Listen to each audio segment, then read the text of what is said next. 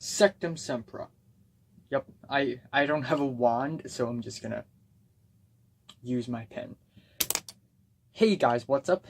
And today I'm going to do a movie review on the first Fantastic Beasts movie, Fantastic Beasts and Where to Find Them. I know what you're thinking. Okay, the second installment had just got released, and why the hell am I reviewing the first one? Well, I'm gonna be honest here, I haven't watched the second one. But I've watched the first one, and I've also watched the entire Harry Potter series like a very long time ago, and I'm a huge Harry Potter fan. Huge. You know what?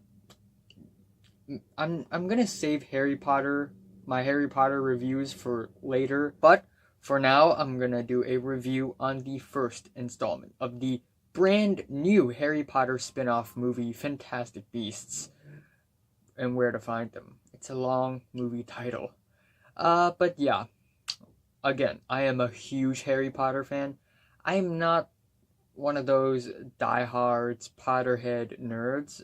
If you ask me about some random potion whom some random character drank in like the fifth movie, I probably wouldn't be able to name it because the Harry Potter universe is so damn big. J.K. Rowling, what a master, what a genius. The universe that she had created is so big, it's so complicated. All these characters with all these different relationships, all these different organizations, like the Order of Phoenix, the Ministry of Magic. We have all sorts of different locations, especially Hogwarts. And then we have all sorts of spells, creatures, potions. There are so many different types of wands, foods, sports like Quidditch and all. It's just, the list just goes on and on and on. It would probably take 3 to 4 hours, or maybe 5, to explain the entire universe to you right now. And I probably had already forgotten half of the universe, so don't even start. But anyway, this movie actually took place in New York, USA, 70 years before the events of Harry Potter had began, and I think that setting is pretty damn interesting, not gonna lie.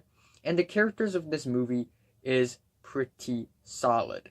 We have Newt Scamander, played by Eddie Redmayne, and I think his character is really solid. He's not fierce, he's not bulk, he's not buff, but he's actually a really loving and caring character. And I think Jacob Kowalski, the No-Maj, is actually a pretty interesting character as well. I think he's fantastic. By the way, it's the USA, so instead of using muggles, they use No-Maj. Instead of car park, they use car parking lot. Instead of lift, they use elevator. And, it's different here in Hong Kong.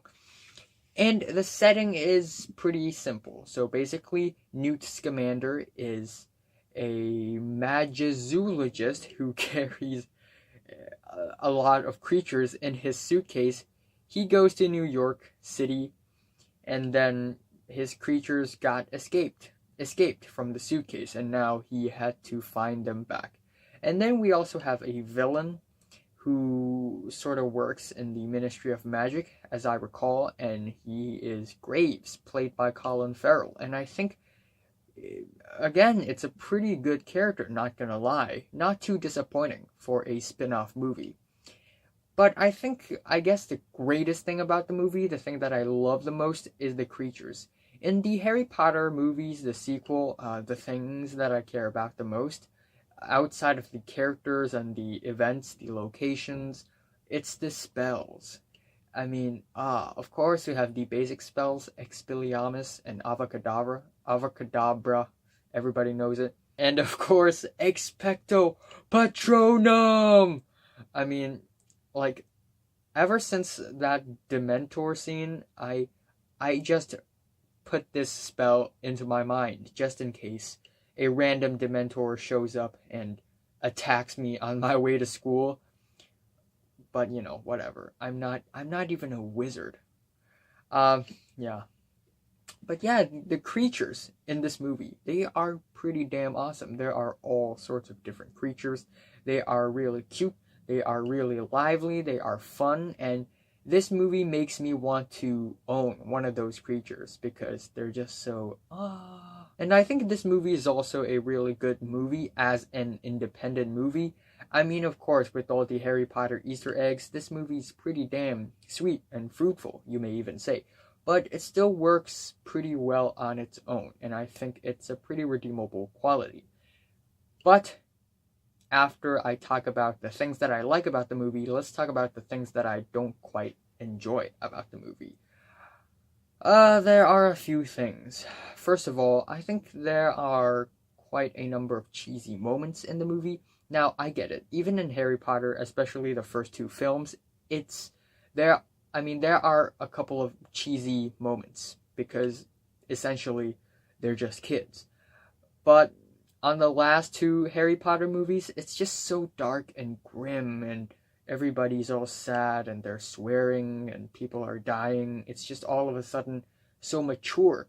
And in this movie, it's like the first couple of movies of Harry Potter, except the characters aren't really kids, they're grown-ups.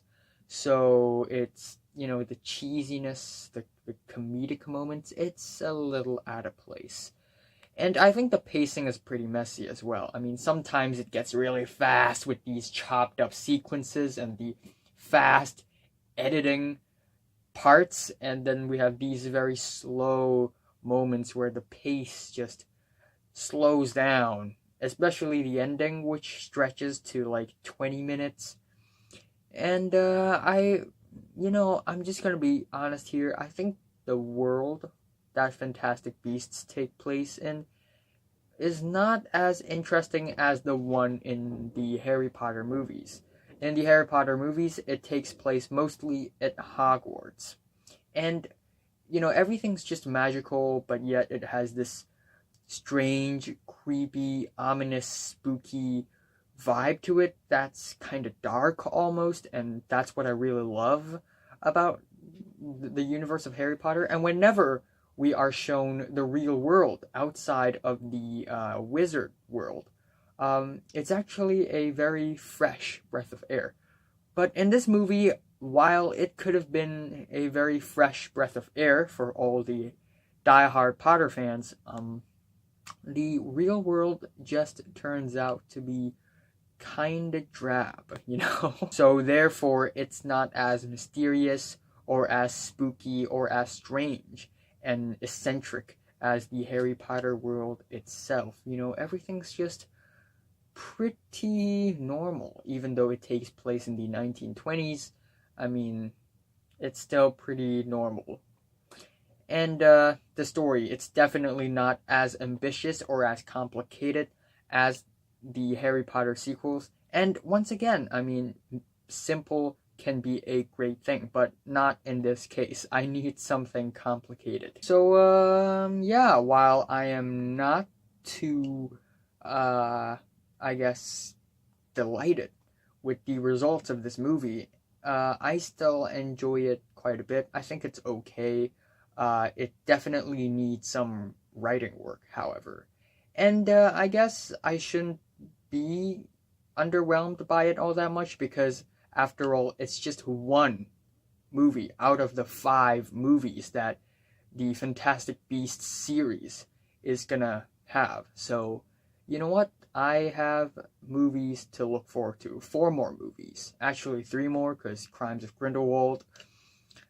And overall, I think the characters are amazing. The creatures are even more amazing. The setting is pretty intriguing, but the pacing is a little bit here and there. And the world itself is a little bit drab. However, I'm gonna compliment the the action sequences of the movie. The CGI is amazing, and it gets really tense.